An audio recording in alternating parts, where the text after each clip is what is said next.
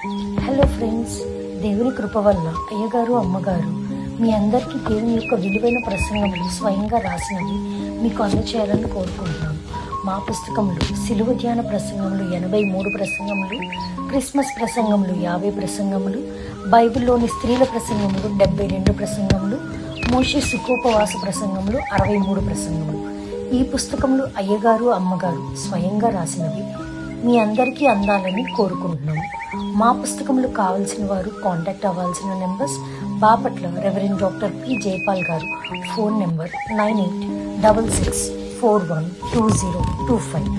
Guntur doctor P Prasadarao garu, phone number 9441368594 and 9705789407.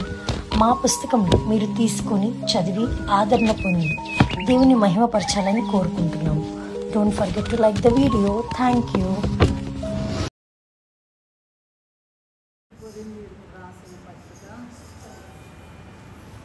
మొదటి కొరింథీయులకు రాసిన పత్రిక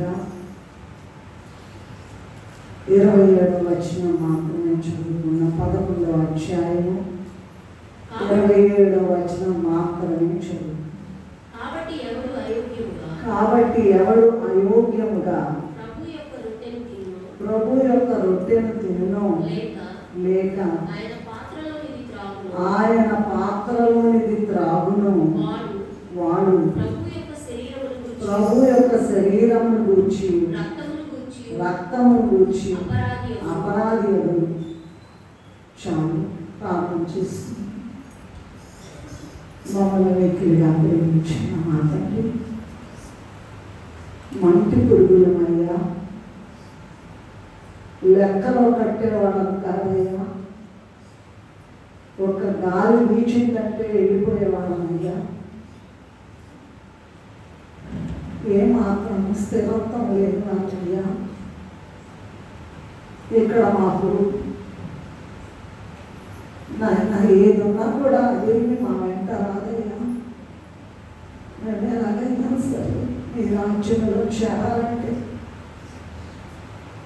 దిగివచ్చి ఉన్న మీ పాదములు పట్టుకోవాలి నాయనా. మీ పాదములు మా చేతులతో పట్టుకోవడానికి మేము తగము. కానీ నేను ఇచ్చిన ఈ బంగారు తరుణములు బట్టి అయోగ్యులుగా ఉన్నా సరే, నేను ఇచ్చిన ఈ బంగారు తరుణములు బట్టి మమ్మల్ని క్షమించి దేవా, ఆ యోగ్యత విషయాలు తండ్రి నేను ఎలా ముట్టుకోవాలో, నేను ఎలా నీ శరీరాన్ని ఎలా పుచ్చుకోవాలి, నీ రక్తముని ఎలా త్రాగాలో మాకు సహాయం దయచేసి మాకు తెలియపరచుమని మా మధ్యకు వచ్చి వేసిన బిందు భోజన కర్త అయిన యేసు నామములో నిన్ను వేడుకొని ప్రార్థిస్తున్నాము తండ్రి.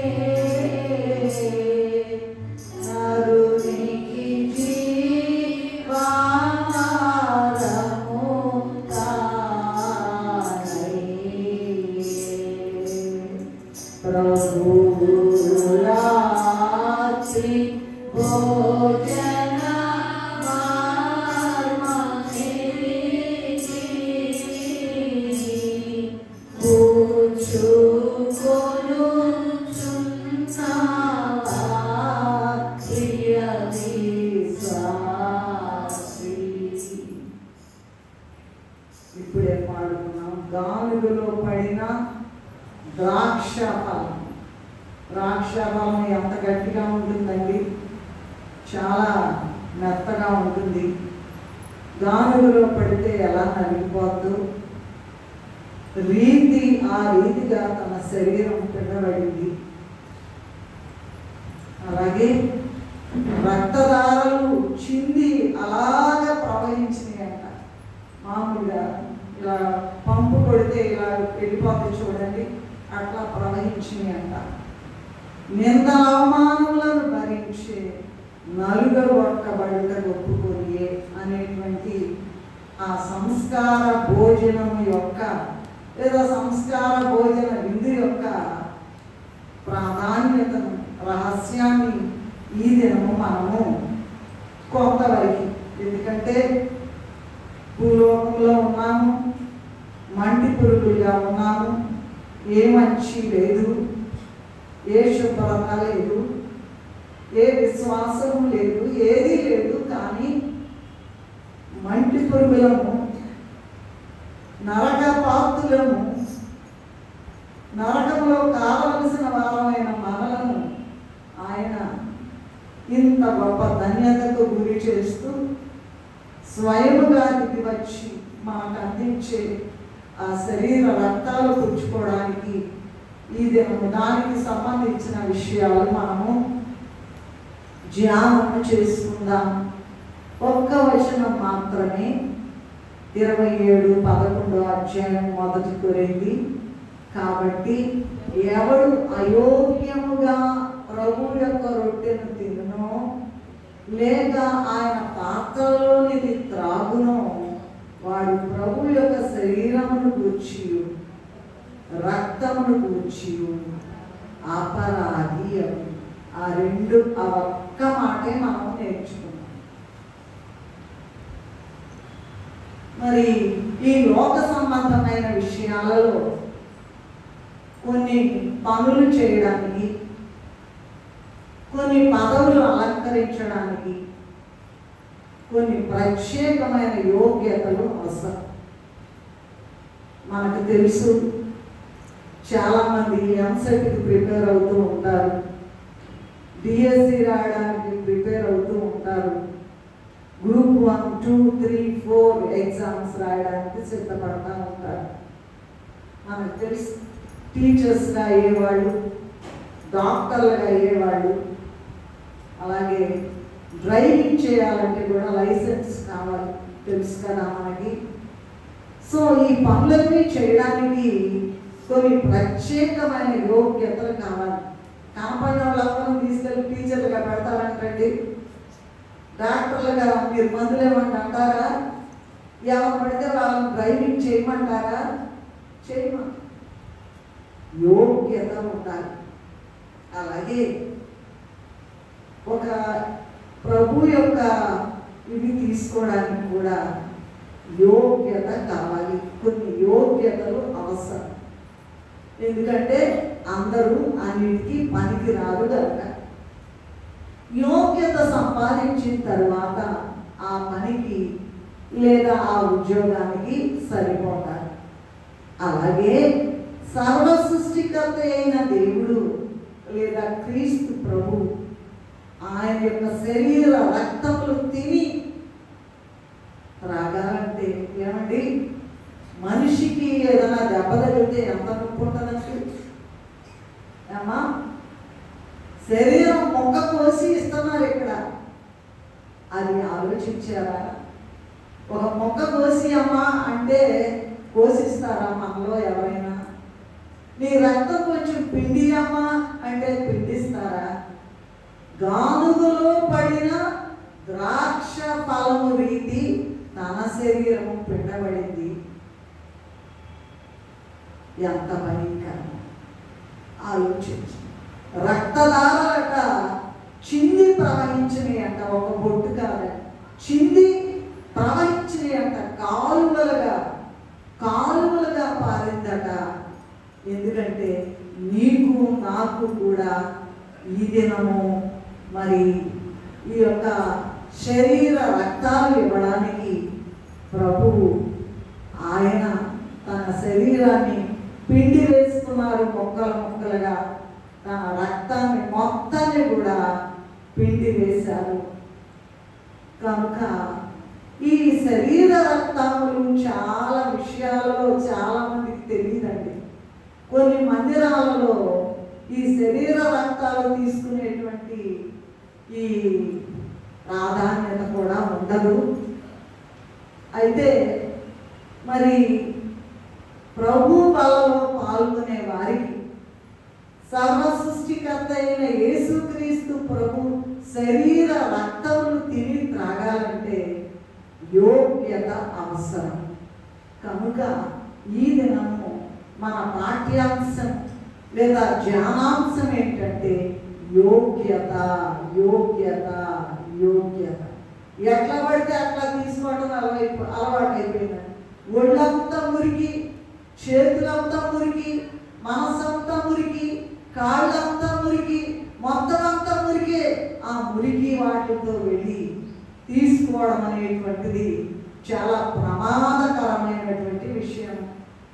అయోగ్యులుగా ఉండి ప్రభు బలలో పాల్గొనే వారికట ప్రయోజనం ఏమీ ఉండదట. ప్రయోజనం లేకపోగా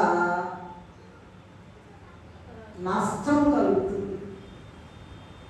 ఈ విషయం ఒకసారి చూడండి. యోగ్యంగా లేకుండా పుచ్చుకుంటే ఏమవుతుందో ఆ కొరింథీయుల పత్రిక 11వ అధ్యాయంలోని 29-30 చదువుతారా? ప్రభు శరీరమని వివేచింపక తిని త్రాగువాడు, ప్రభు శరీరమని వివేచింపక తిని త్రాగువాడు తనకు శిక్షావిధి కలుగుటకే ఇందువలననే మీలో అనేకులు బలహీనులను రోగులనై ఉన్నారు, చాలా మంది నిద్రించుచున్నారు. ఎంత భయంకరమైన మాట మీరు మీ బైబిల్లో చూసుకోండి, మీ బైబిల్లో చూడండి. కాబట్టి ఎవడు అయోగ్యముగా ప్రభు యొక్క రొట్టెను తినునో, ఊనే తయారుగా ఇస్తున్నారు కదని వచ్చేసి తీసుకోకూడదు. తయారుగా ఇస్తున్నారు, వచ్చేసి తీసుకోవచ్చు అనుకుంటున్నారు.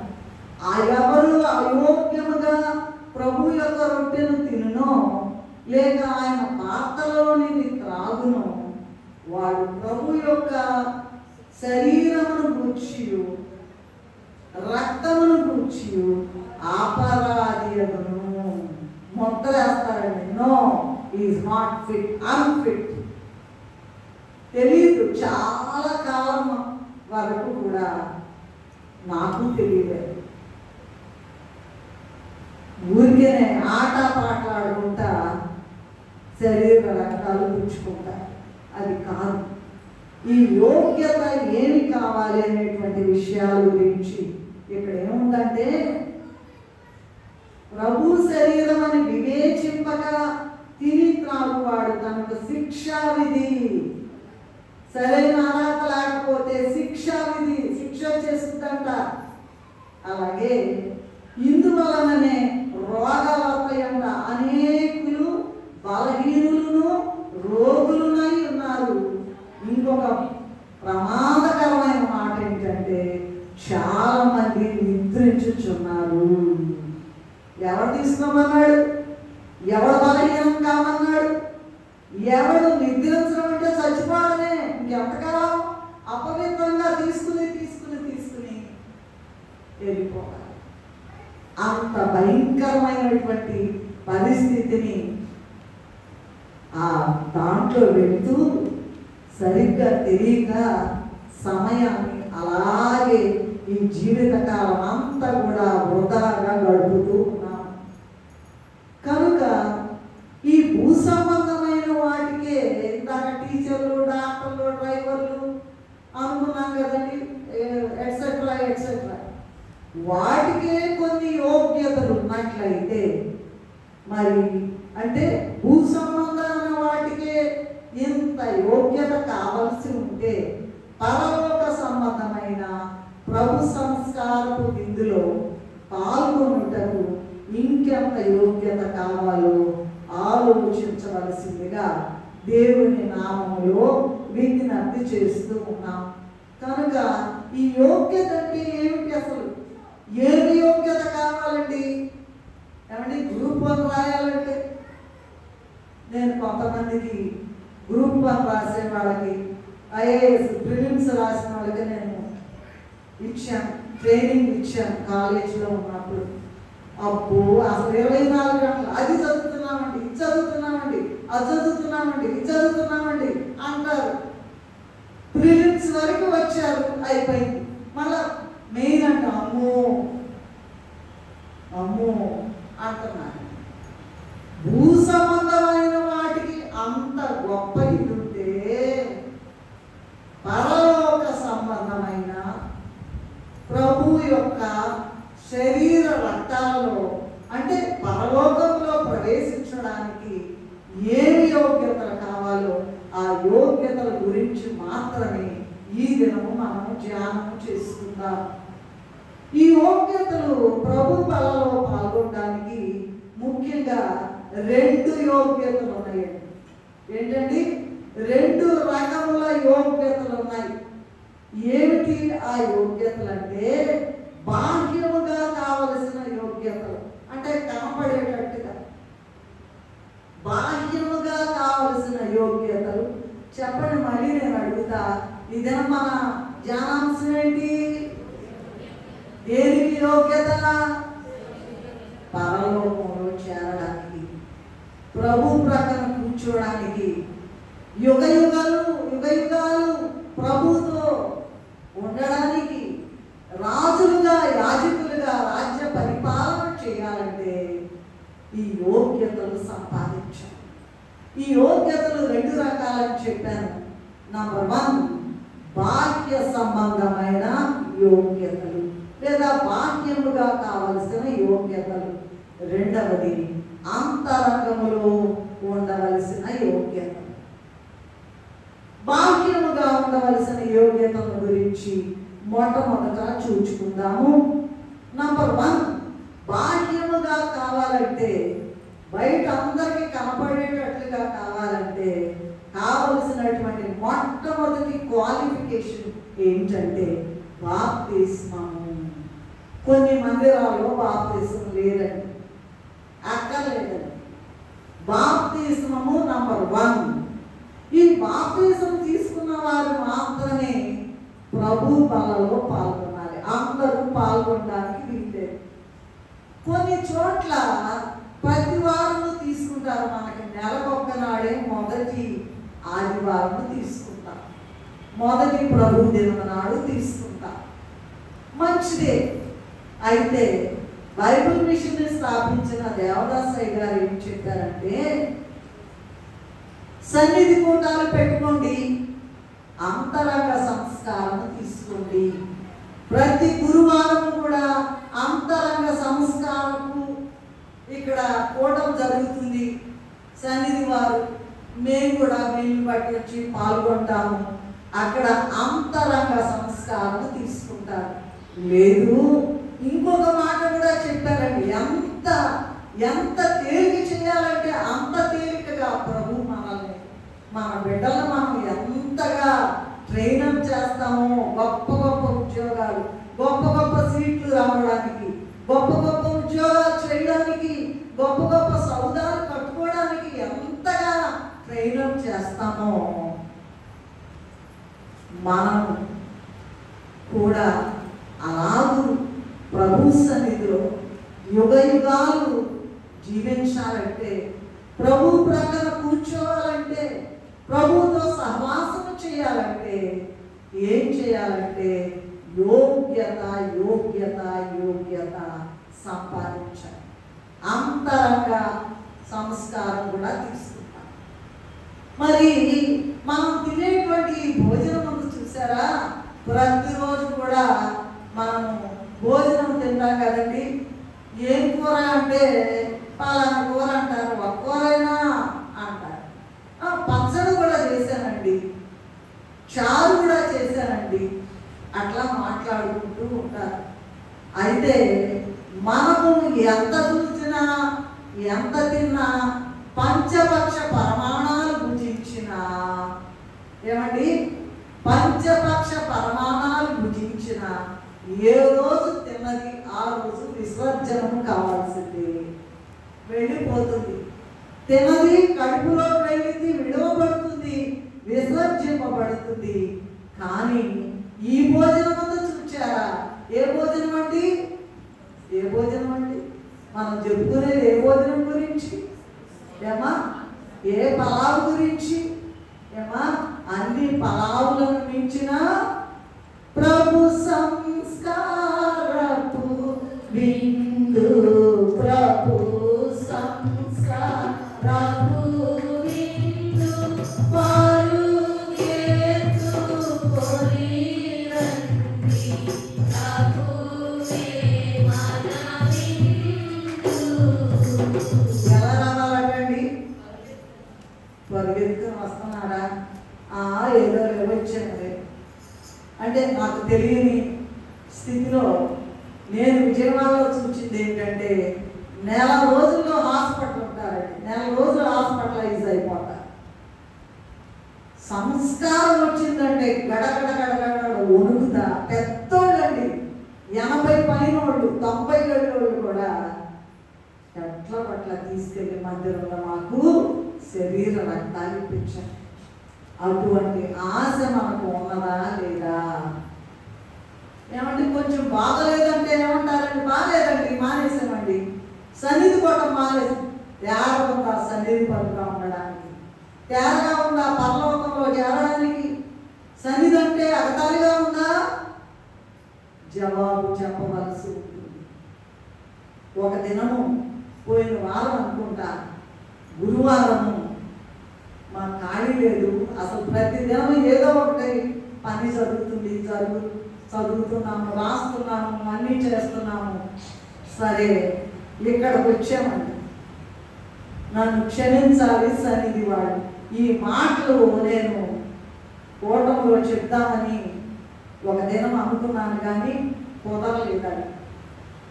మేమిద్దరమే కన్నీరు కార్చి గురువారం నాడు అంతరంగ సంస్కారం తీసుకుని, సన్నిధి పనులు ఎవరైనా ఉంటే క్షమిస్తే మీరందరూ సిగ్గుపడాలి.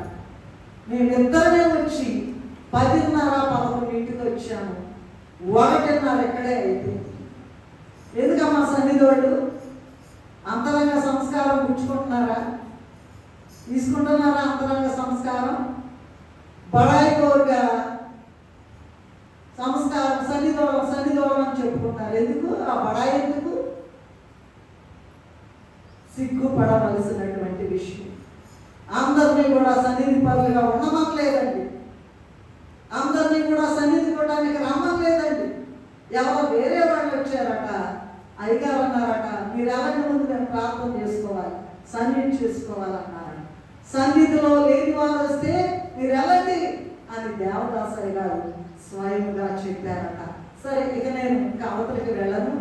కనుక మనం తినేటువంటి ఈ భోజనము ఏ రోజుకి ఆ రోజు వెళ్ళిపోతుంది, విసర్జనము గావింపబడుతుంది.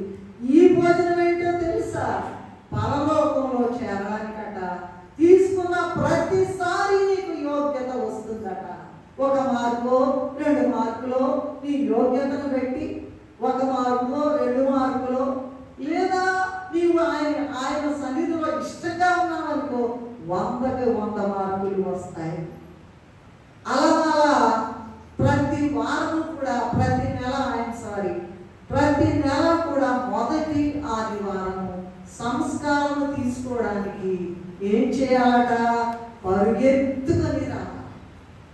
ఇక్కడ ఈ బాపట్లలో ఇంకా తెలియదు అనుకుంటాను, విజయవాడలో వర్షాలు పడినాయి, పిడుగులు పడినాయి, 4 రోజులు హాస్పిటల్లో ఉన్నది.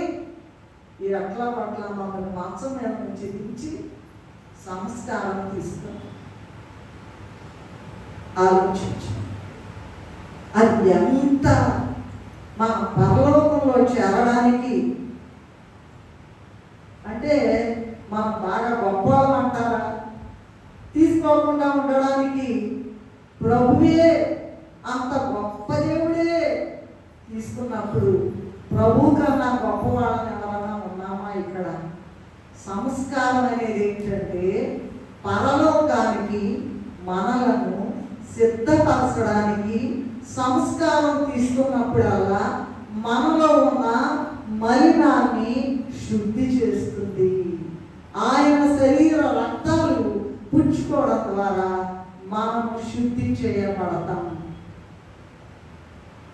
ప్రభు అండి మరి బాప్తిసం నంబర్ 1 అని చెప్పాను కదా, బాహ్య యోగ్యతలు కదండి మనం చెప్పుకుంటాం. బాహ్య సంబంధమైన యోగ్యతలు. థ్యాంక్ యూ అండి. బాహ్య సంబంధమైన యోగ్యతలో మొట్టమొదటి ఏంటండి? బాప్తిస్మం. ప్రభు అట బల్లలో ఆయన శరీర రక్తాలు ఇవ్వడానికి ఆయనే స్వయంగా దిగి వస్తారట. ఎంతమంది నమ్మగలుగుతున్నారు? ఈ పాపపు కళ్ళతో మనం చూడలేము. పరలోక పరిశుద్ధులు వస్తే నేను కొన్ని అనుభవాలు చెప్తే మీరు ఒకసారి అదిరిపోతారు. వర్ధిని మనకు తెలుసు కదా, ఎంతసేపు ప్రార్థన చేస్తే అంతసేపు మోకాళ్ళ మీదే ఉండేది. ఎంతసేపు మోకాళ్ళ మీద ఉంటే అంతసేపు కన్నీరు కారుస్తూనే ఉండేది. తను ప్రభు దగ్గరికి వెళ్ళిన తర్వాత మామూలుగా మంగళవారం కూటం జరుపుతున్నాం యాజ్ యూజువల్. వచ్చి నా పక్కనే ఉంచుందండి, తను లేదు భూమి మీద. అందుకే ప్రభువు దూతలు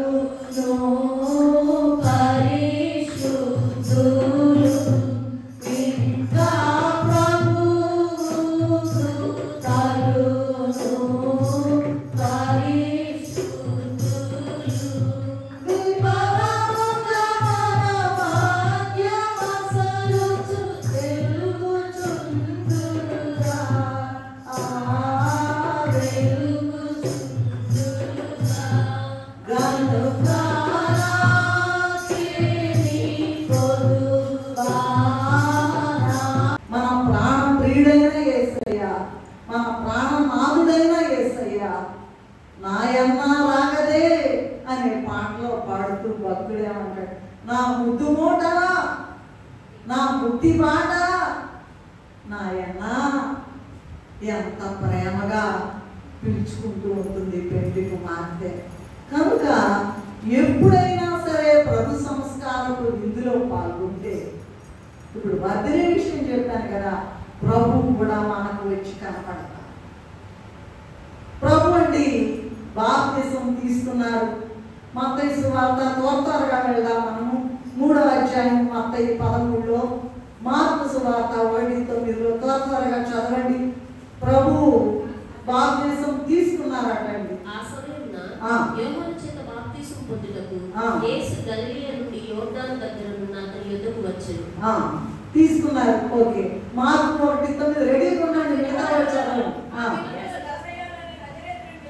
వచ్చి వెరీ గుడ్, బాప్తిసం తీసుకున్నారు. అలాగే బాప్తిసం ఇచ్చారు కూడా అండి. యోహాను సువార్త అమ్మ చదవండి అమ్మ 3:22. యోహాను 3:22లో బాప్తిసం ఇచ్చారట, చదవండి. అటు తరువాత యేసు తన శిష్యులతో కూడా యూదయ దేశములకు వచ్చి అక్కడ వారితో కాలము గడుపుచు బాప్తిసం ఇచ్చుచూ ఉండేది. బాప్తిసం పొందారు, బాప్తిసం తీసుకున్నారు. అలాగే యోహాను 4:1లో కూడా ఉందండి, చూడండి. యేసు ఎక్కువ మంది శిష్యులుగా చేసుకున్నారు, వారికి బాప్తిసం ఇచ్చుచుండెను. సో చాలా మంది ఈ బాప్తిసం తీసుకోకుండా ప్రభు పనులను సమీపించలేకపోతున్నారు. ఇది చాలా విచారకరమైన విషయం. కనుక నంబర్ 1 యోగ్యత ఏంటమ్మా చెప్పండి? అందరూ బాప్తిసం తీసుకున్నారా? ఇక్కడ ఉన్న వాళ్ళు అందరూ తీసుకున్నారా? నేను అడగను, చాలా మంది నాకు తీసుకోండి. రెండవది, స్పీడ్గా వెళ్దాము, క్రమముగా దేవుని సన్నిధికి రావాలి. రెండవ యోగ్యత ఏంటంటే బాహ్య సంబంధమైన యోగ్యతల్లో క్రమముగా దేవుని సన్నిధికి రావాలి. నిర్గమకాండము 20వ అధ్యాయం 8వ వచనములో, నిర్గమ 28లో చదవండమ్మా. నిర్గమ 28. విశ్రాంతి దినమును పరిశుద్ధముగా ఆచరించుటకు జ్ఞాపకం ఉంచుకోవాలి. ఏమంటే చిన్న పని తగిలితే సరే వెళ్ళిపోవడం ఎంత భయంకరమో తెలుసా? ఆదివారం గుడి మానేయటం. బడి మానేవాళ్ళని బడి దొంగలు అంటారండి. గుడి మానేసిన వాళ్ళని గుడి దొంగలు అంటారు. ఎంతమంది గుడి దొంగలుగా ఉన్నారు ఆలోచించి. ఊరికి అన్నమాట. ఆదివారం వచ్చిందంటే గడగడగడ తినపోయిన పరిగెత్తడం. ఎంతమంది గుడి దొంగలుగా ఉన్నారు. వేరే పనులు చేసేసుకుంటారండి. క్రమముగా మందిరానికి దేవుని సన్నిధికి రావాలి. అలాగే ద్వితీయోపదేశకాండం 5వ అధ్యాయం 12వ వచనంలో కూడా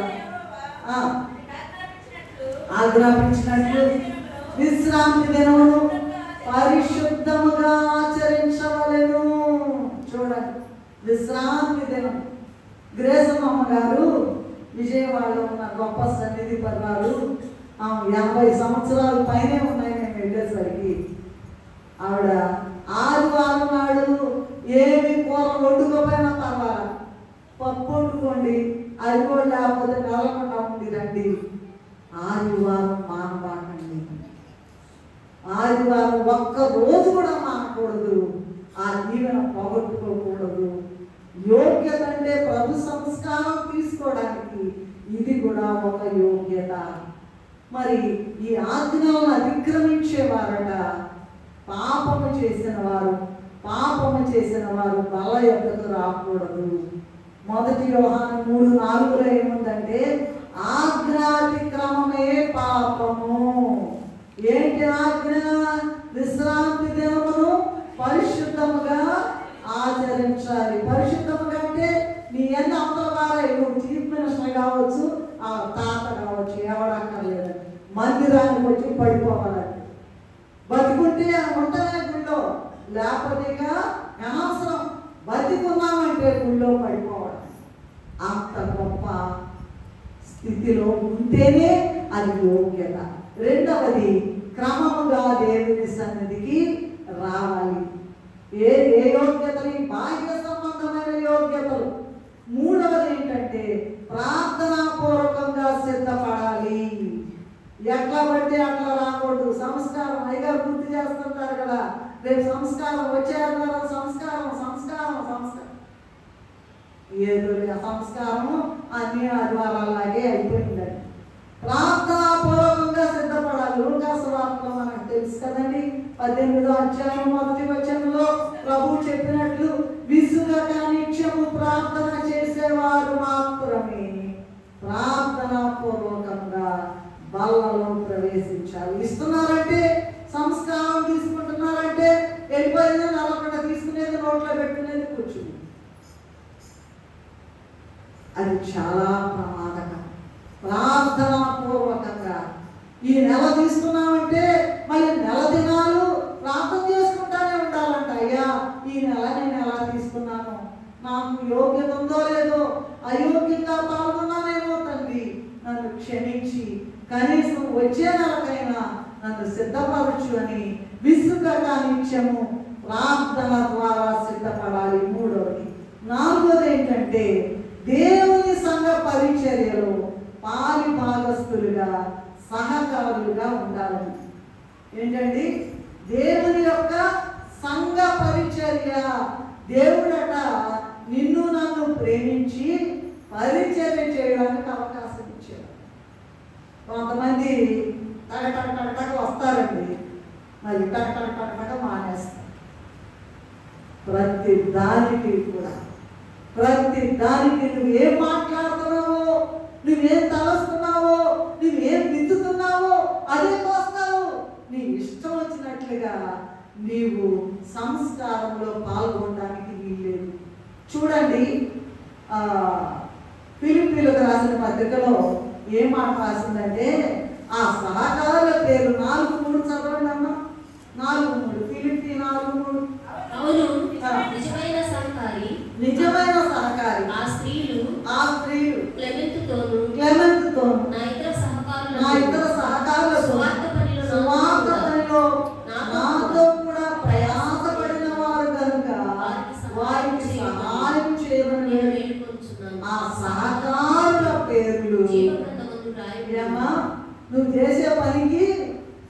నీ పేరు జీవగ్రంథంలో రాయబడిందా?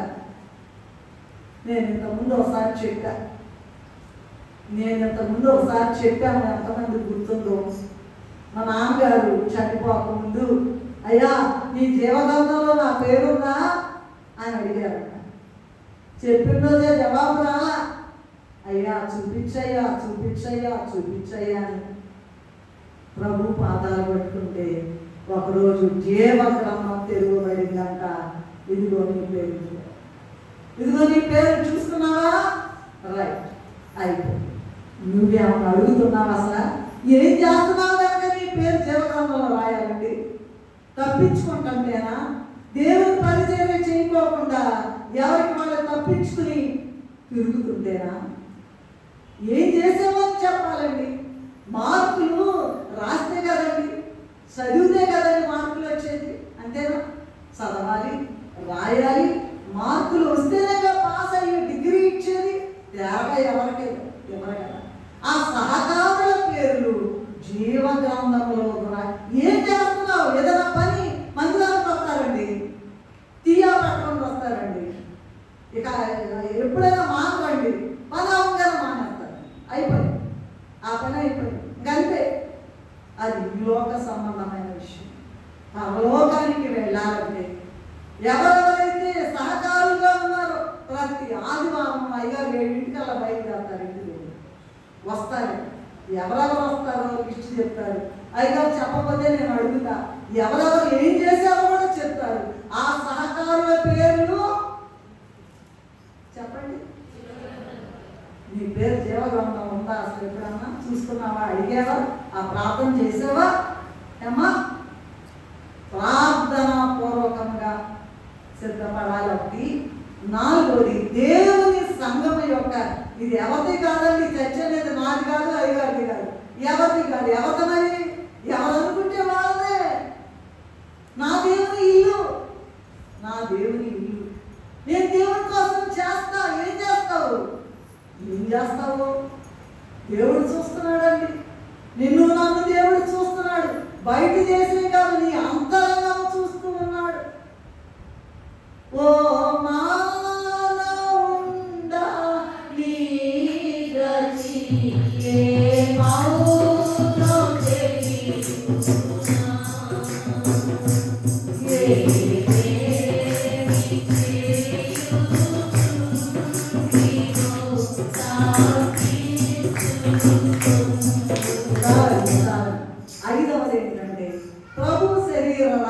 విషయమై సరి అయిన వాక్య పరిజ్ఞానం ఉండాలి, వాక్యానుభవం కూడా ఉండాలని. ఇవి లేకుండా బలలో పాల్గొనడం అనేటువంటిది యోగ్యత కిందకి రాదు. మనకందరికీ తెలుసు కదా, కీర్తనల గ్రంథము దావీదు మహారాజు రాసింది 1వ అధ్యాయం 2వ వచనంలో ఏముందండి? దివారాత్రులు యెహోవా ధర్మశాస్త్రమునందు ఆనందించు. దివారాత్రులు పని లేదు, దేవుని ఆలయంలో పని చేసే పని లేదు, పరిచర్య చేసే పని లేదు. ఎంతలో కారణం ఉన్నా గుర్తుపెట్టుకోండి. నేను చెప్పాను ఇంతకుముందు కూడా, ఆదివారం నాడు ఏమైనా సరే, మిన్ను విరిగి మీద పడినా సరే, ఎంతమంది గొప్ప వాళ్ళు వచ్చినా సరే, ఆదివారం నేను చదవలేదండి. 12 గంటలు అయిన తర్వాత 1 గంటకు లేచి చదివాను. ప్రతి దానికి కూడా బహుమానం అనేది ఉంటుంది. తేరగా మనం ఏం చేయకోకుండా నాకు ఇయ్యా నాకు ఆ రోజుల్లో ఫస్ట్ క్లాస్ రావడం అంటే చాలా కష్టం. ఫస్ట్ క్లాస్ అంటేనే గడగడా వణికిపోయామండి. 1, 2 ఉంటాయి. మనం చేసే వాటి మీద చూడండి, పిండి కొద్ది రొట్టె అంటారు కదా. నువ్వేం చేస్తున్నావో ఆ పంటని ఏం విత్తుతున్నావో అదే కోసం. ఏం చేస్తున్నావో నువ్వేం చేస్తున్నావో నీకు తెలీదు. ఇక్కడ మనుషులు కనపడేటట్టు చేస్తున్నావు అనుకుంటావు. అసలైన విషయం తండ్రికి తెలుసు. నీ అంతరంగం తండ్రికి తెలుసు. మొత్తం కలిసిపోవాలి. పెళ్లి కుమార్తె యొక్క మనస్సు కలిసిపోతేనే అదిగో వెళ్ళిపోయేటప్పుడు అంట, ఈ మధ్యకాలంలో నేను చదివాను, వెళ్ళేటప్పుడు అంట, ఇదో నన్ను నా వాక్యమును పాపను మనన చేసిన కొనిపోనా అని చెప్పారు కదా అని అంటే మరంట అయ్యో అందరు ఎగిరిపోతున్నారంట. ఒక ఆయన అయ్యా అయ్యా అయ్యా అంటుంటే అక్కడ అయ్యగారు ఏం రాశారంటే, అసలు తీసుకుపోయేది ఆయన అయితే ఆలాల సంగతి నీకెందుకయ్యా, ఆయనకి దండం పెట్టుకో, ఆయన కాళ్ళు పట్టుకో, నన్ను ఎట్లాగైనా తీసుకెళ్ళయ్యా, నన్ను ఎట్లాగైనా తీసుకెళ్ళయ్యా, నన్ను ఎట్లాగైనా రోజు అడుగు. ఈ లోకంలో ఉన్న ఏది కూడా మన వెంట రాదు, ఏది రాదు, ఏది రాదు. నీకు సమాధానం దొరకదు. దేనికి సమాధానం? అన్నిటికీ ఆయేసే తెలుస్తున్నా. అన్నిటికీ నీ సమస్య ఎంత భయంకరంగా ఉన్నా సరే ఒక్క క్షణంలో తీరిపోతుంది. ఒక్క క్షణమే, ఒక్క క్షణమే. ఈ బాహ్యంగా ఉండే యోగ్యతలు అవండి. ప్రభు సంస్కారపు విందంటే తేరగా వచ్చి తెలి అంటుంటారండి. గడగడ ఉరుకుతూ ప్రభు సన్నిధిలో కన్నీరు కాలుస్తూ తీసుకోవాలి. నంబర్ 1 ఏంటండి? బాహ్య యోగ్యతలు. బాప్తిసం తీసుకోవాలి, క్రమంగా దేవుని సన్నిధికి రావాలి, ప్రార్థనా పూర్వకంగా సిద్ధపడాలి, మరి దేవుని సంఘ పరిచర్యలో పాలిభాగస్తులుగా సహకారులుగా ఉండాలి. 5వది ప్రభు శరీర రక్తముల విషయమై సరైన వాక్య పరిజ్ఞానం. అసలు ఏంటి సంస్కారం అంటే ఏంటి అనేటువంటి ఆ గొప్ప మర్మాన్ని తెలుసుకుని ఉండాలి. అప్పుడు కానీ బాహ్య యోగ్యతలు నీకు సహాయము చేయదు. 2వది అంతరంగ యోగ్యతలు ఏంటంటే, నంబర్ 1 ఆంతర్య పురుషుడట దినదినము నూతన పరచబడాలట. 2 కొరింథీయులకు రాసిన పత్రిక 4వ అధ్యాయం 16వ వచనంలో ఉన్నట్లయితే చదవండి. కాబట్టి మేము అధైర్యపడము.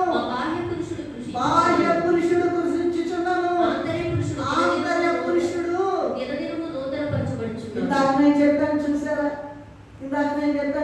రోజు తినే వాటి వల్ల బలమే రాదండి.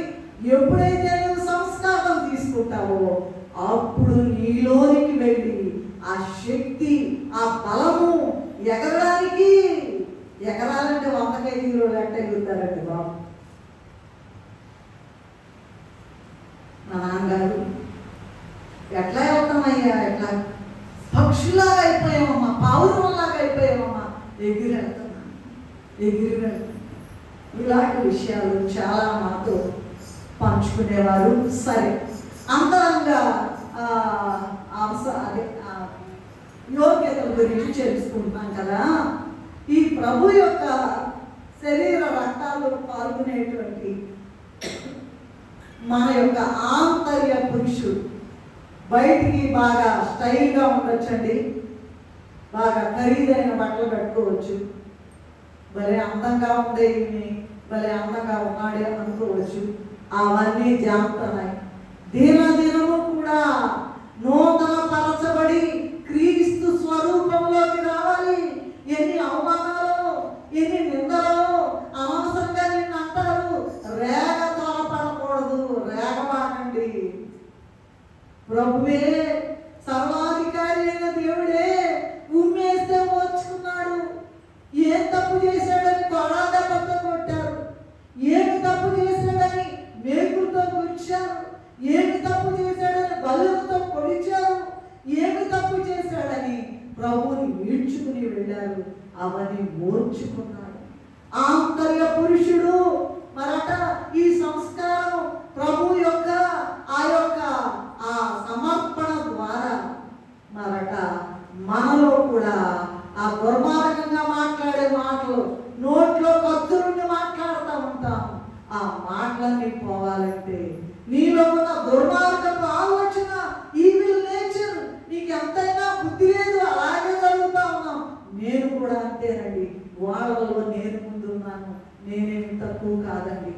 అయితే ప్రభు ఇచ్చినటువంటి ఆ చిన్న యోగ్యతను బట్టి ఈ వాక్యం ధ్యానిస్తున్నామే తప్ప నేనేమి మీ అందరికన్నా తక్కువ దానని ప్రభు సన్నిధిలో మీకు విన్నవించుకుంటూ ఉన్నాను. కనుక అంతరంగ యోగ్యత అంటే ఏంటంటే, ఈ సంస్కారం తీసుకోవడం ద్వారా దినదినము కూడా మనలో మార్పు వస్తుంది. దినదినము లోనికి మనం రావాలి. రెండవది ఏంటంటే 2 కొరింథీ 4 పక్కనే ఉంది, 4:17 ఉన్నట్లు బల్ల యొద్ద మనకు కనబడే రొట్టె ద్రాక్ష రసం. చదువుతారా? ఆ ఒక్క వచనమే 4:17. మేము దృశ్యమైన వాటిని చూడగా అదృశ్యమైన వాటిని నిదానించి చూస్తున్నాము. చాలమ్మా. ఈ బల్ల యొక్క మనం కనపడేటువంటి ఏం తీసుకుంటున్నామమ్మా మనం? అమ్మా చెప్పండి దయచేసి. ఏం తీసుకుంటున్నాం మనం? రొట్టె తీసుకుంటున్నాం. ఇంకేం తీసుకుంటున్నాం? ఇక్కడ రాయబడింది ఏంటంటే 4:17 ఉన్నట్లుగా బల్ల యొద్ద మనకు కనబడే రొట్టె ద్రాక్ష రసములను కాక అదృశ్యముగా కనబడే ప్రభు యొక్క శరీర రక్తాలను చూడగలగాలి. అదే శరీర సంస్కారం. అమ్మా ఎప్పుడన్నా చూచారా? ప్రభు యొక్క రొట్టె, ఆయన శరీరపు ముక్కను చూచారా? ఆయన రక్తాన్ని చూచారా? అది అదృశ్యంగా ఉన్నది. భోజనము వాటించును రాజ స్వయముగా, దేవా రాజ స్వయముగా, కనుకారా చేతి కొలువా నాదుచుండా. దేవునిలో ఎదగాలంటే దినదినము నాలుగవ మాట పడాలి. ఆయన శిష్యులు ఏమన్నారంటే దినదినము చనిపోతున్నాము. ఏమో ఇవాళ బతుకుతాము, అంత శ్రమ వస్తేనే కానీ ప్రభు యొక్క స్వరూపము మీకు రాదు. ఆ స్వరూపము ఎలా వస్తుందంటే అంతరంగ యోగ్యత ఏమిటంటే ఈ శరీర రక్తాలు పుచ్చుకోవడం ద్వారా. ఆ కనపడే రొట్టె ద్రాక్ష రసములను కాక అదృశ్యముగా కనపడే ప్రభు శరీర రక్తములను మనం చూడగలగాలి. మూడోది ఏంటంటే ఈ సంస్కారపు విందులోనట స్వయంగా ఇప్పుడే భోజనం స్వయంగా అందిస్తారన్నాను కదండి. ఎప్పుడైనా అందించి ఆయన చూచారా? లేకపోతే మన కనపడే అయ్యగారో లేకపోతే పాస్టర్ గారో లేకపోతే యాజకుడో వాళ్ళని చూస్తున్నారా? ప్రభువుని చూస్తున్నారా? చెప్పండి. ప్రభు కనపడిస్తున్నారా? ప్రభు కనపడుతున్నారా? ఇచ్చే అయ్యగారు ఒక్కళ్ళే కనపడుతున్నారు. అది సరైనటువంటి అంతరంగ యోగ్యత కాదు. మరి ఏం కావాలి? ఇచ్చే ప్రభువుని చూడాలి. అది అంతరంగ సంస్కారం యొక్క లక్షణం అండి. మరి మనము చెప్పాను కదా, ఎప్పుడెప్పుడు ప్రభు కనపడతారని కాచుకొని ఉండాలంట. ఎప్పుడెప్పుడు ఆ రొట్టె ఆ ద్రాక్షారసం ఎలా కనపడుతుందా అని కాచుకొని ఉండాలంట. ఎప్పుడు ప్రభు చేయి కనపడుద్దా అని కాచుకొని ఉండాలంట. దేవదాసయ్య గారు ఆత్మ ద్వారా మరి అక్కడ వచ్చినప్పుడు విజయవాడలో చాలా అనుభవాలు మాకు ఉన్నాయి. వచ్చినప్పుడు మాట్లాడుతూ ఉన్నారు దేవదాసయ్య గారు. పొరపాటున ఒక వ్యక్తిలోకి వచ్చి అయ్యగారు మాట్లాడుతూ ఉంటే పొరపాటున నాకు చెయ్యి తగిలిందండి. చెయ్యి తగిలింది. ఆ మాట్లాడే అంటే ఆమె కాదు, దేవదాసయ్య గారి చెయ్యి నాకు తగిలింది. ఆ స్టేషన్ దగ్గర అక్కడ 2500 వోల్ట్స్ అని ఉంటాయి చూసారా? ఈ తీగలు, కరెంటు తీగలు, దానికన్నా ఎక్కువ చురుక్కుమని అది చాలా సేపు దాకా తగ్గలేదు. అంత శక్తి. అది పొందుకోవాలంటే అంతరంగికంగా ఎలా పొందుతున్నారు? ప్రభుతో కనబడి మాట్లాడి ఎవరైనా మాట్లాడడానికి వస్తే పక్కన కుర్చీ వేసి ఎలా మాట్లాడారండి? ఎంత శుద్ధి, ఎంత శుద్ధి, అంతరంగ శుద్ధి, అంతరంగ సంస్కారం. ఇంకా చూసినట్లయితే హెబ్రీయులకు రాసిన పత్రిక 11వ అధ్యాయము 1వ వచనంలో ఏముందంటే విశ్వాసమున్నది నిరీక్షించు వాటి యొక్క నిజ స్వరూపము ఏంటి? ఆగండి దయచేసి. విశ్వాసం అనేది అయ్యా నాకు ఉద్యోగం ఇయ్యా, అయ్యా పెళ్లి చేయయ్యా, అయ్యా పిల్లల్ని అయ్యా, అయ్యా అది అయ్యా ఇది అయ్యా అది అయ్యా ఎట్సెట్రా ఎట్సెట్రా.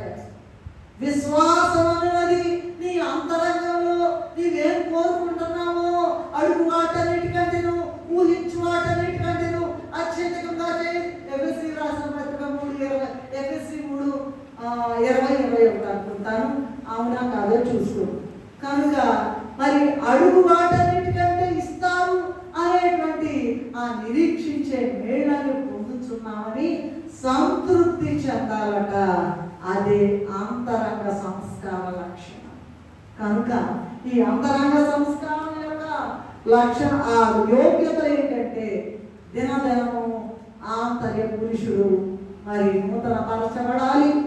బల్ల యొక్క తీసుకునే రొట్టె ద్రాక్ష రసములు కాక అదృశ్యముగా ప్రభు ఇచ్చే రొట్టె ఆయన శరీరము, ఆయన మాంసము, ఆయన రక్తము మన కళ్ళకు కనపడాలి.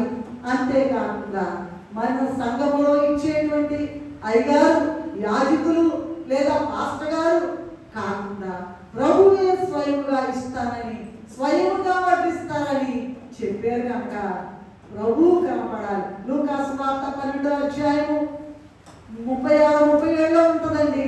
మరి సరే అవి తర్వాత చదువుకున్నాము అంటే సమయం లేదు కనుక చదివితే చదవండి త్వరగా తీస్తే. లూకా 12:36-37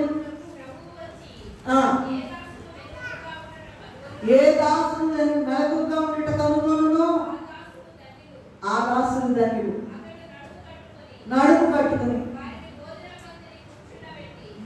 భోజన పంక్తిని కూర్చుండబెట్టి తానే వచ్చి స్వయంగా ఉపచారం చేస్తారట. కనుక ప్రభువే వచ్చారని చూడండి. ఎవరన్నా కలుసుకోవాలనుకోండి, గొప్ప పని కావాలనుకోండి, అమ్మా ఎవరన్నా కలుసుకోవాలనుకోండి, ఎట్లయితే కనపడి వచ్చేస్తామా? ఏం చేస్తాము? అయ్యారండి నమస్కారం పెట్టి, అయ్యా ఇదిగో మా అబ్బాయి విషయం, మా అమ్మాయి విషయం, అయ్యా ఉద్యోగ విషయం దండం పెట్టుకోమా? అవసరమైతే కాళ్ళు పట్టుకోమా? మంత్రులే పట్టుకుంటున్నారు. మందయపాటి సోదిలో లేని మాట. కనుక ఇదిగో నిరీక్షించు వాటి యొక్క నిజస్వరూపము ఏమేమి కావాలనుకుంటున్నావు? సన్నిధికి వచ్చి కనపడాలి. అంతేగాని ఇంటి దగ్గర కూర్చొని చదవడం వల్ల ఏమీ కాదు. అట్లని నేను పొరపాటు అర్థం చేసుకోవాలండి. చదువుకోవాలి, ప్రభువు మీద అంతకన్నా ఎక్కువ ఆనుకోవాలి. నేను చెప్పాను, మా యొక్క సాక్ష్యంలో కూడా నేను రాశాను. 5వ పుస్తకంలో సాక్ష్యంలో ఏమి రాశానంటే, సమయము మించిపోతుంది, మీరు చదివే ఉంటారు. ఒక్క క్షణంలో చెప్పి నేను అవతలకి వెళ్ళిపోతాను. నాకేం తెలియదండి. ఒక పేపర్ ఉండేది ఫైనల్ ఇయర్లో, జనరల్ వేసేసి దాని పేరు 5 ఇస్తారండి. 5 5 3 గంటలు ఒకటే రాయాలండి.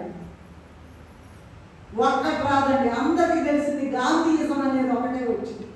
అందరు దాని గురించి రాస్తున్నారు, గాంధీయిజం.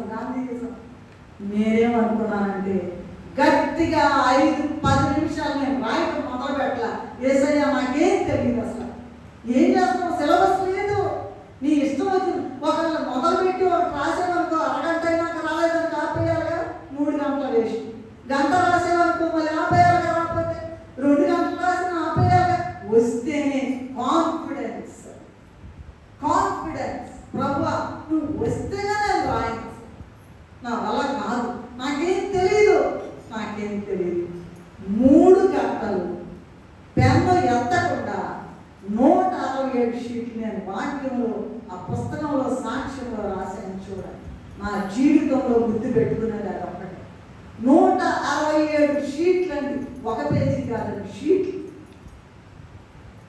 అదండి నిరీక్షించు వాటి యొక్క నిజస్వరూపము. ప్రభు అంతరంగికంగా ప్రభుని చూడాలి, నూతనపరచబడాలి, ప్రభు శరీర రక్తాలు చూడాలి, ప్రభుతో కనబడాలి, మాట్లాడాలి, ప్రభు ఇచ్చేటప్పుడు మన కళ్ళను చూడాలి. నా కళలో నా పాపం అంతా కరిగించేయ్యా, నీ అగ్నితో కాల్చేయాలి, శుద్ధి చేయబడి తీసుకోవాలి. అది అంతరంగికంగా ఉండవలసినటువంటి యోగ్యత. మరి పరిశుద్ధ గ్రంథంలో యోగ్యులైన వారి గురించి కొందరిని ధ్యానం చేసుకుందాం. త్వరగా నేను ముగించేస్తానండి. రూతు గ్రంథము 3వ అధ్యాయం 11వ వచనంలో ఏముందంటే, రూతు యోగ్యురాలని ఆ ప్రాంతంలో ఉన్న ఏమన్నారో చూడండి. ఆయన ఏమని చెప్పాడో చెప్పండి. బోయస్ 3:11 అండి. రూతు, నా కుమారి భయపడకు, నీవు చెప్పినదంతయు నీకు చేశారు, నీవు యోగ్యురాలని అందరూ ఎరుగుతారు. చూడండి, ఇటు చూడండి, మాట్లాడతారు. ఇంకా పెళ్లి కాల, విధవరాలు, విధవరాలమ్మా, ఎవరు దిక్కులేరు. ముసలామా వాళ్ళ అత్తగారు పాప, అమ్మ వెళ్ళొద్దమ్మా, అమ్మ వెళ్ళిపోమ్మా, అది ఆమె వెళ్ళింది, నువ్వు వెళ్ళి పెద్దవాళ్ళు వెళ్ళిన, అమ్మ నేను వెళ్ళను, నీ దేవుడే నా దేవుడు, నీ దేవుడే, నువ్వు ఎక్కడ ఉంటావు అక్కడ ఉంటా, నిన్ను పాతి పెట్టే చోట నన్ను కూడా పాతి పెట్టాలి, మరణము తప్ప మరి ఏది కూడా.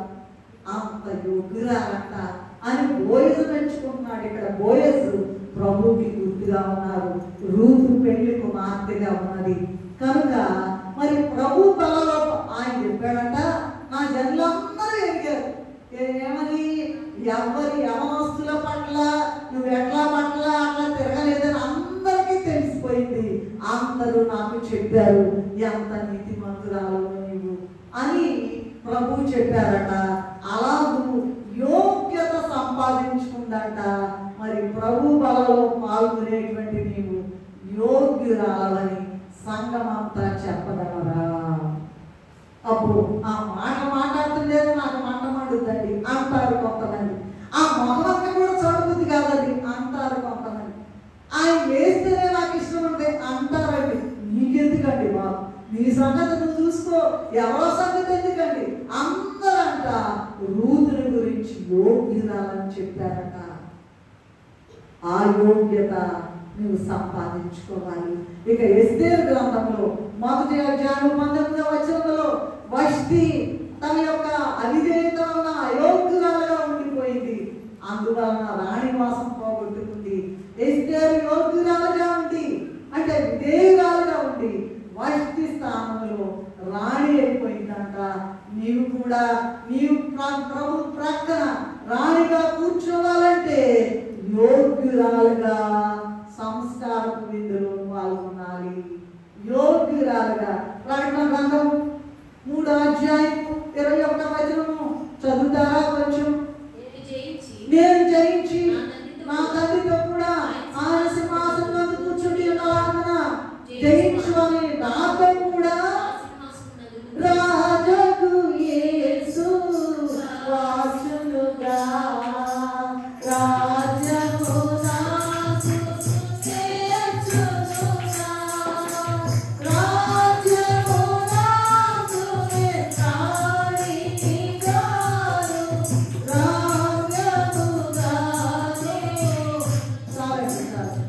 చూడండి, ఇక్కడైతే బాగానే కూర్చుంటున్నాం. పెళ్ళప్పుడు ఏదో మరి వేరే వాళ్ళ పెళ్లి దగ్గరికి వెళ్ళినప్పుడు కూడా పక్క పక్కనే బాగానే ఉంటున్నాం, బాగానే ఉంటున్నాం.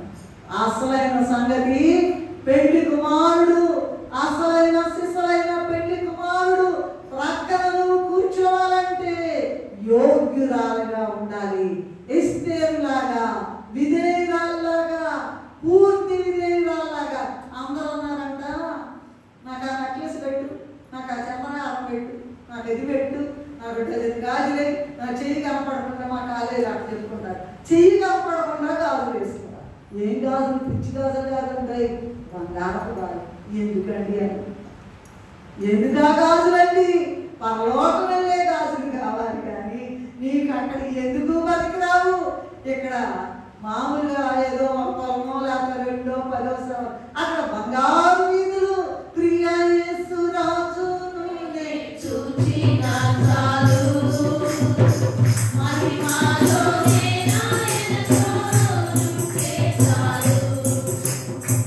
నిత్యమైన మోక్ష గృహము నందు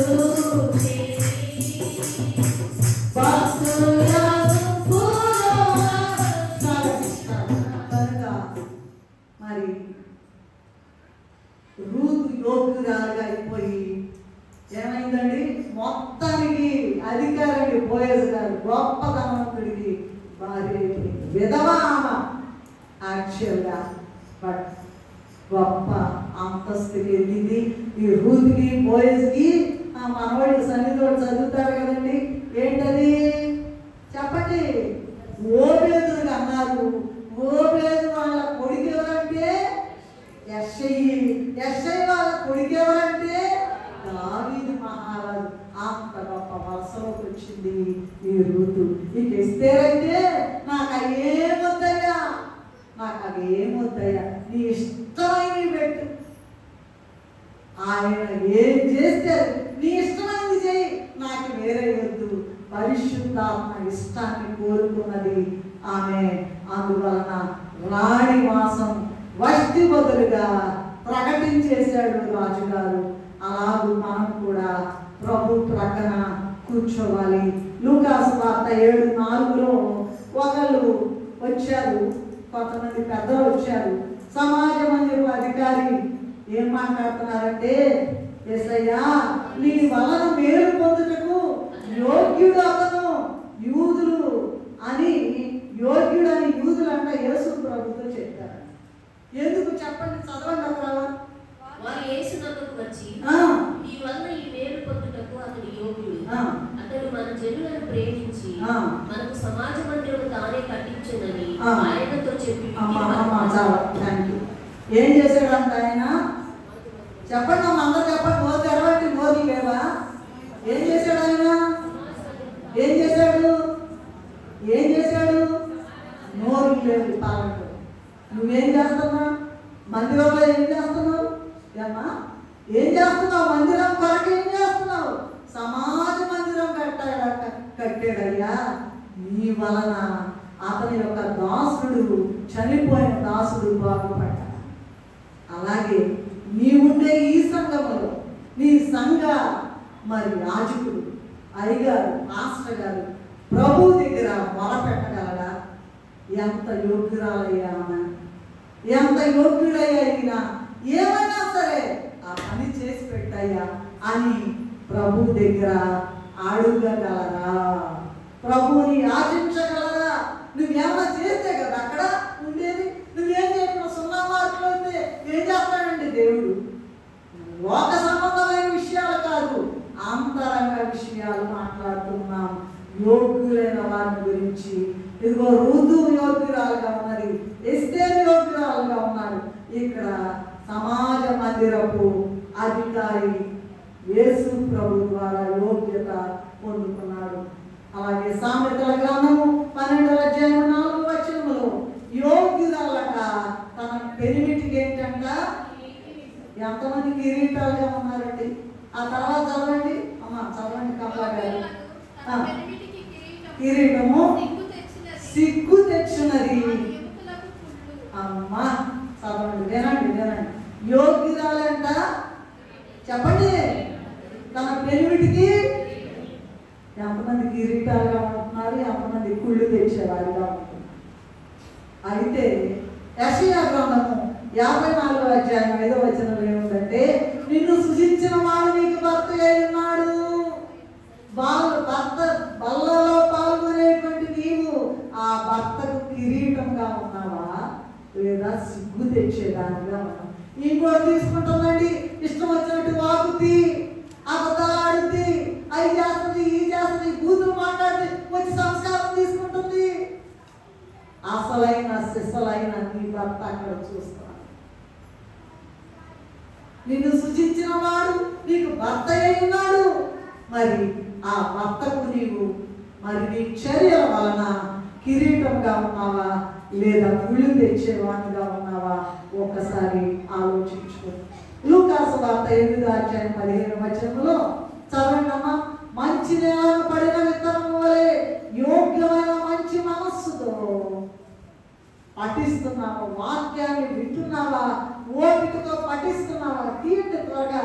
లూకా 8:15. మంచి నేల నుండి విత్తనమును పోలిన వారెవరనగా యోగ్యమైన మంచి మనస్సుతో వాక్యము విని దాన్ని అవలంబించేవారు ఎంతగా ఫలిస్తారు, గొప్పగా ఫలిస్తారంట. వాక్యం వింటున్నావా? ఎవరో నీకు గదిలితే సార్ వాడు చూడాలి, చూడకపోతే ఒళ్ళు ఊరుకోదు, శరీరం ఊరుకోదు, ఇటు తిరగడం వాడు తిరగడం సరే. యోగ్యమైన మనసుతో వాక్యమును విని దాని ప్రకారం ఓపికతో అవలంబించాలంట. చాలా కష్టం వాక్య ప్రకారం. సద్భక్తితో బ్రతుకను ఉద్దేశించడానికి అనేక శ్రమలు, ఇబ్బందులు, తోడు ప్రభువే చెప్పారు కదా, నన్ను లోకం ద్వేషిస్తుంది, నిన్ను కూడా ఖచ్చితంగా ద్వేషిస్తుంది. అలాగే మత్తయి సువార్త 10:12 నుండి చదువుకున్నట్లయితే, నీ ఇల్లు సేవకులకు ఆతిథ్యం ఇచ్చే యోగ్యత కలిగి ఉన్నదా? ఇది అంత గొప్ప మాట వచ్చింది. నీ ఇల్లు దేవుని సేవకులు వచ్చినట్లయితే ప్రభు ఏం చెప్పారంటే, ఆయన శిష్యులను పంపిస్తూ వెళ్ళండి, అన్ని పనులు చేయండి, స్వస్థతలు జరిగించండి, ప్రార్థనలు చేయండి, ఎవరైనా ఇల్లు యోగ్యమైతే అందులో ప్రవేశించి మీరు దీవెన కొరకు ప్రార్థన చేయండి. అది అయోగ్యమైతే ఏం చేస్తున్నారు? మీ పాత దుండి అక్కడ గుడి వేసి అమ్మా చదవాల జనం. మత్తయి సువార్త 10:12 నుండి 15 వరకు. నీ ఇల్లు సేవకులకు ఆతిథ్యం ఇచ్చే యోగ్యత కలిగి ఉన్నదా? ఆలోచించండి. మీ యొక్క ఇల్లు, మీ గృహము, మీరు నివసించే గృహము, నీ సేవకులు, దేవుని సేవకులు ప్రవేశించడానికి యోగ్యత కలిగి ఉన్నదా? నీ ఇల్లు అయోగ్యమైనదైతే ప్రభు బలలో పాల్గొన్నా కూడా మీకు ప్రయోజనమేమి కూడా లేదు. 7వది చివరిది ఏంటంటే, 8 చెప్తున్నా, ఇప్పుడు 6 అయిపోయినాయి. 8వది ఏంటంటే, తగ్గింపు వలన యోగ్యులను కాగలము. లూకా సువార్త 15:21 నుంచి చూసినట్లయితే, తప్పిపోయిన కుమారుడు ఏమంటున్నాడంటే, ఆయన కొడికేయండి, అయ్యా నేను నీ కుమారుడే తెలుసు, కానీ నేను పాపం, నీ కుమారుడు అనిపించుకోవడానికి యోగ్యుడే కాదు అంటున్నాడు. ఎంత గొప్ప మాట! అంత గొప్ప తగ్గింపు నీలోకి రావాలి. అప్పుడే నీవు యోగ్యత సంపాదిస్తావు. నీ పాపము నొప్పుకుని బలలో పాల్గొంటే యోగ్యునిగా లేదా యోగ్యురాలుగా. చివరిగా 8వ వచనం, 8వ పాయింట్, యోహాను సువార్త 1:27 చూసినట్లయితే, ఇదిగో స్త్రీలు జన్మించిన వారందరిలో గొప్పవాడు అంటండి యోహాను గారు. మరి అటువంటి యోహాను గారు మరండి ఆయన చెప్పులు వారు విప్పడానికి కూడా, అదేంటండి చెప్పులు తీయటం కాదంటండి, చెప్పులు వారు విప్పడానికి కూడా యోగ్యుడు కాదండి. ఎంత తగ్గిందండి! స్త్రీలు కలిగిన వారందరిలో కూడా గొప్పవాడు బాప్తిసం ఇచ్చి యోహాను గారు. ఆయన ప్రభు చెప్పుల వారు. వీటన్నిటికీ కూడా క్లైమాక్స్ ఏంటంటే, యోహాను సువార్త 13వ అధ్యాయంలో గురువుల పాదాలు శిష్యులు కడుగుతారు. ఇక్కడ పరమ గురువైన యేసయ్య శిష్యుల పాదాలు ఆయన అప్పగించిన యోధా ఇస్కరియోతు కాళ్ళు కూడా అడిగాడండి. అటువంటి తగ్గింపు ఏంటో ఆలోచించండి. ఎట్లా పడితే అట్లా ఉండకుండా తీసుకోవాలండి. ఎప్పుడైనా గుర్తు పెట్టుకోండి, నాకు యోగ్యత ఉన్నదా లేదా, ఇవాళ తీసుకుంటున్నాను, కన్నీరు కార్చండి. ప్రభు నాకు కనపడండి, నాతో మాట్లాడండి, నిన్ను చూడాలయ్యా, నేను నీకు నాయన కిరీటంగా నేను ఉండాలయ్యా అని ప్రార్థన చేసుకోవాలి. అప్పుడు మాత్రమే ఇదిగో ప్రభు శరీర రక్తాలు పుచ్చుకోవడానికి మనకు యోగ్యత వస్తుంది. అట్టి దాకా తండ్రి మనకు అనుగ్రహించిన గాక. మమ్మల్ని తిరిగా ప్రేమించిన మా తండ్రి, మేము యోగ్యులము కాదు కాదు కాదు, నేను అస్సలు కాదు. అయినా నీ ప్రేమను బట్టి, నీ కృపను బట్టి నాయన, ఇదిగో గాలి విసరబెట్టి తిరిగి రాని ఆ మట్టి పురుగులమైన మమ్మల్ని బట్టి ప్రభు, అయినా మమ్మల్ని బట్టి ఎంత గొప్పగా యోగ్యత సంపాదించుకోమని అయ్యా ఎంతగా నాకు చెప్తాను.